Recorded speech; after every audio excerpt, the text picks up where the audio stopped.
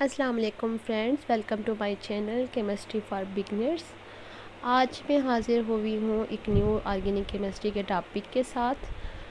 आज हमारा organic chemistry का लेक्चर नंबर 4 है। अगर आपने हमारे फर्स्ट 3 लेक्चर नहीं देखे तो आप चैनल में जाके प्लेलिस्ट में आप देख सकते हैं फर्स्ट 3 लेक्चर।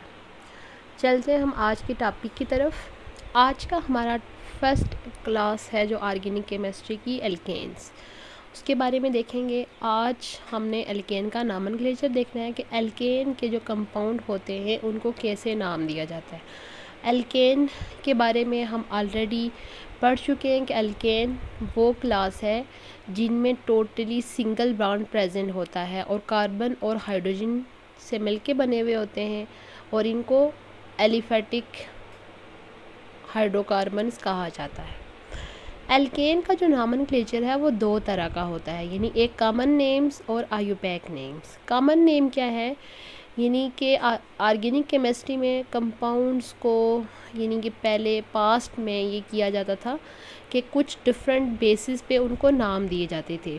यानी कि एक मेथड कौन सा था नाम देने का, on the method of preparation, यानी कि जो कंपाउंड जिस मेथड से प्रिपेयर हो रहा है या जिस सोर्स से प्रिपेयर हो रहा है उसका नाम वही रख लिया जाता था। जैसे एसिटिक एसिड जो है वो विनीगर से बनता था तो उस टाइम उसका नाम एसिटिक एसिड रख दिया गया। क्यों? क्योंकि ये जो है लैटिन वर्ड एसिटम से निकला है एसिटिक एसिड, जिसका मतलब होता है विनीगर। उसके बाद पास्ट में ये भी होता था कि जो बंदा उस कंपाउंड को डिस्कवर करता था या उस कंपाउंड को प्रिपेयर करता था उस बंदे के नाम पे, यानी साइंटिस्ट के नाम पे कंपाउंड का नाम रख लिया जाता था। जैसे एक कंपाउंड है बारबिट्यूरिक एसिड, ये साइंटिस्ट बारबरा ने इसको प्रिपेयर किया था, जिस वजह से इस कंपाउंड का नाम बारबिट्यूरिक एसिड रख दिया गया। उसके बाद यानी कुछ कंपाउंड को उनकी सोर्स की बेस पे नाम दिया जाता था, यानी जहाँ से वो कंपाउंड प्रिपेयर हुए। जैसे मीथेन गैस है उसको मार्श गैस भी कहा जाता है। मार्श गैस क्यों कहा जाता है? क्योंकि वो मार्शी प्लेसेस से ऑब्टेन हुई, यानी दलदली इलाकों से मीथेन गैस ऑब्टेन हुई, इसी वजह से उसको मार्श गैस भी कहा जाता था। और उस टाइम यानी कि पास्ट में कुछ प्रीफिक्सेस भी यूज़ होती थी नेम के साथ, जैसे n, iso, neo prefixes are used before the name of alkane. लेकिन ये जो नॉमेनक्लेचर है, अगर हम ऑर्गेनिक केमिस्ट्री की बात करें तो हमने अपने पिछले लेक्चर में भी डिस्कस किया था कि ऑर्गेनिक कंपाउंड बहुत कम्प्लेक्स नेचर के होते हैं। उनके कंपाउंड इतने बड़े होते हैं कि बाज़ औक़ात उनका जो मैस होता है वो मिलियंस में उनका मैस आता है। तो इस वजह से ये जो प्रीफिक्सेस होती हैं यानी कि छोटे कंपाउंड में तो यूज़ेबल है, बट जब हम बड़े कंपाउंड की बात करेंगे, लॉन्ग चेन कंपाउंड की बात करेंगे, तो उनमें ये उस तरह से कन्फ्यूजन पैदा करती हैं। इस वजह से क्या हुआ कि एक जो इंटरनेशनल केमिकल कांग्रेस है, उन्होंने ऑर्गेनिक कंपाउंड के जो नेमिंग का मसला था उसको सॉल्व करने के लिए एक जो है उन्होंने कॉन्फ्रेंस की 1889 में, उसमें उन्होंने एक रिपोर्ट पेश की। उसके बाद इंटरनेशनल यूनियन ऑफ केमिस्ट्री ने ऑर्गेनिक कंपाउंड को नेम देने के लिए कुछ रूल मरतब किए, यानी एक रिपोर्ट उन्होंने भी पेश की। इस रिपोर्ट को फर्दर मॉडिफाई किया आयुपैक ने। आयुपैक इसका एब्रीवेशन है international union of pure and applied chemistry, 1947 में। उसके बाद ये जो रूल थे ये वर्ल्ड वाइड एक्सेप्ट हो गए कि आइंदा जितने भी ऑर्गेनिक कंपाउंड हैं उनको इन रूल्स के मुताबिक नाम दिया जाएगा।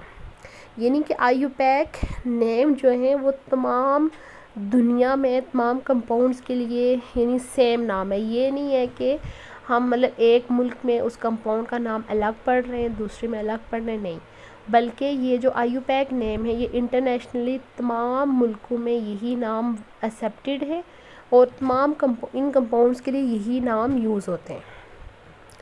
अब हम देखते हैं आज की क्लास जो है एल्केन, उसको कैसे नाम दिए जाते हैं आयुपैक रूल्स को यूज़ करते हुए। फर्स्ट हम देखते हैं कि अल्काइल ग्रुप क्या है, यानी कि जब हम एल्केन में से एक हाइड्रोजन को रिमूव कर देते हैं उस टाइम एल्केन कन्वर्ट हो जाता है अल्काइल ग्रुप में। यानी जो एल्केन का नेम है उसकी एंडिंग वर्ड से होती है ANE से होती है, तो उसका जो है ANE हटा के हम उसके आगे क्या लगा लेते हैं YL, एल्केन से एल्काइल। जैसे आप देखें एल्केन है, एल्केन से एल्काइल बन जाएगा, यानी ANE हटा के YL लग जाएगा।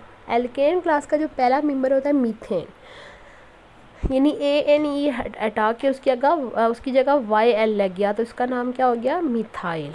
अब हम देखते हैं रूल्स, यानी कि एल्केन कंपाउंड्स को नाम देने के लिए कौन से रूल्स बनाए गए हैं और उनको कैसे देखा जाता है। यानी सबसे पहले अगर हमारे पास जो भी कंपाउंड नज़र आता है, सबसे पहले हमने उसकी लॉन्गेस्ट चेन देखनी है, यानी कि कौन सी चेन ऐसी है जिसमें नंबर ऑफ़ कार्बन आइटम ज़्यादा हैं। जितने नंबर ऑफ़ कार्बन आइटम ज़्यादा होंगे वही उसी चेन को हम सिलेक्ट करेंगे और वो हमारा उस कंपाउंड का पेरेंट नेम होगा। जैसे आप इस कंपाउंड में देखिए हमारे पास 3 चेन्स बन रही हैं, ठीक है। जैसे ये अब लाइन जो मैंने लगाई हुई है इसमें आप देखें 3 चेन्स बन रही हैं, बट इनमें से लॉन्गेस्ट चेन कौन सी है, यानी जो स्टेट में लिखी हुई है वो लॉन्गेस्ट चेन है। तो इस कंपाउंड का जो पेरेंट नेम होगा वो क्या होगा, हेप्टेन होगा। यानी कि एल्केन का पहला रूल क्या है कि हमने कंपाउंड को नेम देने के लिए सबसे पहले पेरेंट नेम चूज़ करना है और सबसे लॉन्गेस्ट चेन हमने सेलेक्ट करनी है। सेकंड वन ये है कि always try to number the carbon atom from that side where substituent get the lowest possible number. यानी कि जो पहला रूल जब हमने वो यूज़ कर लिया, यानी चेन सेलेक्ट कर ली, अब सेकंड बारी आती है कि हमने उस चेन को नंबरिंग कहाँ से करनी है। यानी उस चेन को हमने नंबरिंग उस साइड से करनी है जिधर सब्स्टिट्यूएंट को कम से कम नंबर मिले।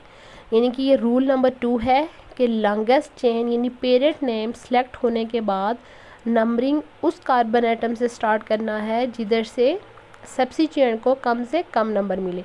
जैसे आप देखें कि यहाँ पे हमारे पास चेन लेंथ जो बन रही है 8 कार्बन की, इसका नाम ऑक्टेन होगा और सब्स्टिट्यूएंट एक लगा हुआ है मिथाइल ग्रुप। उसके बाद थर्ड रूल है हमारे पास, always mention the position of substituent by the number on the carbon atom chain, parent name is always placed at last which is followed by substituent name.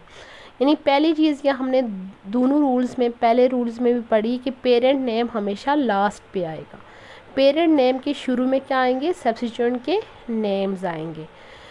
यानी कि हमारे पास एक जो चेन हमने सेलेक्ट की हुई है उसके ऊपर जितने भी सब्स्टिट्यूएंट लगे हुए उन सबको हमने अलग अलग नंबर देना है और उनको उस नंबर से रिप्रेजेंट करना है। जैसे आप नीचे एग्जांपल में देखें कि हमारे पास लॉन्गेस्ट चेन है 7 कार्बन की, इसका नाम जो पेरेंट नेम होगा वो होगा हेप्टेन। यहाँ पे 2 सब्स्टिट्यूएंट लगे हुए हैं, एक कार्बन नंबर 5 पे भी मिथाइल ग्रुप लगा हुआ है और कार्बन नंबर 3 पे भी मिथाइल ग्रुप लगा होगा, तो इसका नाम हो जाएगा 3,5 डाईमिथाइल हेप्टेन। यानी कि यहाँ पे जो नंबर्स होते हैं उनके दरमियान में हम कॉमा डालते हैं और नंबर्स और फिर नेम के दरमियान में हमने क्या लगाना है, डैश यूज़ करना है। रूल नंबर 4 क्या है कि if 2 or more substituents are present on the chain then each substituent is represented by its own number on the carbon atom chain. The representation of substituent follows the alphabetical rule. यानी कि इससे पहले हमने जो example देखी उसमें same substituent, एक ही substituent आ रहा है, लेकिन अगर हमारे पास 2 डिफरेंट सब्स्टिट्यूएंट प्रेजेंट हैं, यानी कि मिथाइल प्रेजेंट है, इथाइल प्रेजेंट है, प्रोपाइल प्रेजेंट है, तो उस टाइम हम कौन से रूल को फॉलो करेंगे, अल्फ़ाबेटिकल रूल। यानी कि अल्फ़ाबेटिकली जो सब्स्टिट्यूएंट पहले आ रहा है हम उसको पहले लिखेंगे, लेकिन हर सब्स्टिट्यूएंट को अपने स्पेसिफिक नंबर से ही रिप्रेजेंट करना है। जैसे आप देखें लॉन्गेस्ट चेन 7 कार्बन की है, यानी इसका पेरेंट नेम हेप्टेन हो गया। यहाँ पे हमारे पास 2 सब्स्टिट्यूएंट हैं, एक कार्बन नंबर 3 पे मिथाइल ग्रुप लगा हुआ है और कार्बन नंबर 5 पे इथाइल ग्रुप लगा हुआ है। अल्फ़ाबेटिकली अगर देखें तो ई पहले आता है, तो इसका नाम क्या होगा, 5 ethyl 3 methyl heptane. Rule number 5, if different substituents present on same carbon atom, then we use the number in twice in the naming of that compound। यानी बाज़ औक़ात हमारे पास ये होता है कि कंपाउंड इस तरह का आ जाता है कि उसमें एक ही कार्बन पे दो डिफरेंट सब्स्टिट्यूएंट लग जाते हैं। तो उस टाइम हम क्या करेंगे, जब हम उस कंपाउंड को नेम देंगे तो नेम देते हुए हम उस नंबर को दो दफ़ा यूज़ करेंगे। जैसे आप इस कंपाउंड में देखें, इसका पेरेंट नेम हेक्सेन है, यहाँ पे कार्बन नंबर 3 पे दो डिफरेंट सब्स्टिट्यूएंट लगे हुए, एक CH3 यानी मिथाइल ग्रुप और एक इथाइल ग्रुप। तो यानी इसका नाम होगा 3 इथाइल 3 मिथाइल हेक्सेन, यानी कि हर सब्स्टिट्यूएंट को अपना नंबर देंगे, चाहे वो कितनी भी दफ़ा रिपीट क्यों ना हो रहा। Rule number 6, if the same substituent is present more than one time on the carbon atom chain, then we use prefixes di, tri, tetra and so on। We also represent each substituent by its own number। The numbers in a name are represented by a comma। Substituent name and their position number is separated by dash। यानी अगर हमारे पास compound में एक substituent 2 से 3 दफ़ा आ रहा है तो यहाँ पे हम प्रीफिक्सेस यूज़ करेंगे, यानी यहाँ पे हम प्रीफिक्सेस यूज़ करेंगे। यहाँ पे आप इस कंपाउंड में देखें कि 6 कार्बन एटम है लॉन्गेस्ट चेन में, तो यहाँ पे जो पेरेंट नेम है वो क्या बन रहा है, हेक्सेन। यहाँ पे 2 मिथाइल ग्रुप लगे हुए हैं तो इस वजह से इसका नाम हो जाएगा 2,4 डाईमिथाइल हेक्सेन। नीचे आप देखें कि हमारे पास लॉन्गेस्ट चेन में 7 कार्बन एटम है, यानी पेरेंट नेम हेप्टेन है, लेकिन इसमें हमारे पास 3 मिथाइल ग्रुप प्रेजेंट हैं, यानी कार्बन नंबर 2 पे 3 पे और 5 पे। तो हम यहाँ पे इसका नाम कैसे देंगे, 2,3,5 ट्राई मिथाइल हेप्टेन। यानी कि जब हमारे पास कंपाउंड में 2 से ज़्यादा टाइम यानी 1 से ज़्यादा बार कोई एक ही सब्स्टिट्यूएंट आ रहा है तो हम प्रीफिक्सेस डाई, ट्राई, टेट्रा, पेंटा ये यूज़ करेंगे। Rule number 7, if we have 2 same chain length in the whole molecule, then we choose that chain which have a greater number of substituent। यानी बाज़ औक़ात हमारे पास मॉलिक्यूल में ये सिचुएशन हो जाती है कि 2 डिफरेंट चेन्स ऐसी बन जाती हैं जिनका में same number of carbon atoms होते हैं, यानी कि 2 डिफरेंट साइड्स पे हमारे पास पोज के सेम बन रही है, यानी कि 7 और 7। उस टाइम हम अब देखेंगे कि अब हम कौन सी चेन को पेरेंट नेम सेलेक्ट करें। हम पेरेंट नेम उस चेन को सिलेक्ट करेंगे जिस साइड से सब्स्टिट्यूएंट जिस पे ज़्यादा अटैच हों। जैसे आप नीचे इस डायग्राम में देखें, हमारे पास एक स्टेट चेन यानी कि 2 चेन लेंथ्स आ रही हैं, स्टेट चेन में भी देखें और दूसरी ब्रांच में भी देखें। दोनों में अगर हम देखें तो कार्बन एटम कितने आ रहे हैं, 7 आ रहे हैं, यानी कि दोनों चेन लेंथ हमारे पास सेम कार्बन की हैं। बट हमने चूज़ कौन सी करनी है, हमने चूज़ करनी है जो हमारे पास स्टेट चेन है। स्टेट चेन इसलिए हमने चूज़ की क्योंकि उस पर नंबर ऑफ़ जो है सब्स्टिट्यूएंट हैं ज़्यादा मौजूद है। यहाँ पे इस कंपाउंड में आप देखें कि हमारे पास 5 पे भी मिथाइल ग्रुप प्रेजेंट है, 3 पे भी है और 2 पे भी है, और 4 पे लगा हुआ है प्रोपाइल ग्रुप, यानी 3 कार्बन हैं तो प्रोपाइल ग्रुप। इसका हम नाम कैसे देंगे, 2,3,5 trimethyl 4 n propyl heptane. यानी आज का हमारा टॉपिक था ऑर्गेनिक कंपाउंड की जो पहली क्लास है एल्केन, उनका नॉमेनक्लेचर, यानी एल्केन के कंपाउंड्स को हम किस किस तरह से नाम दे सकते हैं। अगर आप हमारे चैनल पे नए हैं तो हमारा चैनल सब्सक्राइब करें ताकि आपको केमिस्ट्री के रेलिवेंट इंफॉर्मेटिव वीडियोस मिलती रहें, और साथ में बेल नोटिफिकेशन भी ऑन कर लें ताकि हमारी जो भी न्यू वीडियो आई उसका नोटिफिकेशन भी आपको मिलता रहे। आज हमारा था ऑर्गेनिक केमिस्ट्री का लेक्चर नंबर 4। अगर आपने हमारे पहले 3 लेक्चर्स नहीं देखे तो आप चैनल की प्लेलिस्ट में जाके पहले 3 लेक्चर्स देख सकते हैं। बहुत जल्द मैं हाजिर होंगी एक न्यू टॉपिक के साथ। आज के लिए बस इतना ही। अल्लाह हाफिज़।